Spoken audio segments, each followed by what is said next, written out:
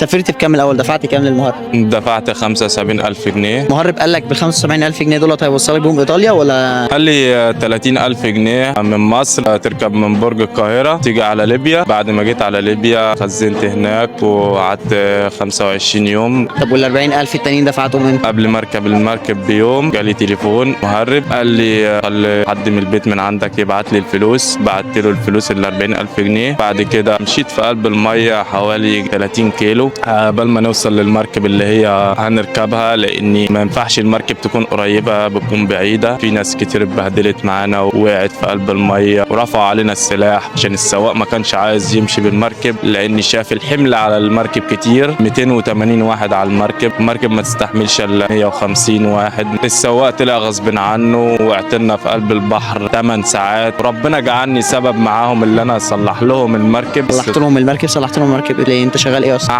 عمي ميكانيكي. فتعلمت منه الشغلانه. شفت هو كان بيعمل ايه ونزلت. ربنا جعلني سبب اللي انا اصلح المركب. بعد كده المركب كملت بينا وكان الجو برد ومطر، بهدلنا بصراحه. انا بقيت خاشش ايطاليا، مش قادر احرك اي حاجه في جسمي. وبنصح اي حد اللي هو يجي قانوني ويقدم على تاشيره، يجي طيران احسن. مش بس الطيران والموقف القانوني بيحتاج فلوس كتير. انت سافرت ب 70,000 بس. بقيت ب 250. بس القانوني اغلى. بس اضمن تيجي هنا بتستلم ورق وربنا بيكرمك. انا شفت الموت، ما احبش حد يشوف الموت اللي انا شفته ولا يشوف الموقف اللي انا مريت بيه.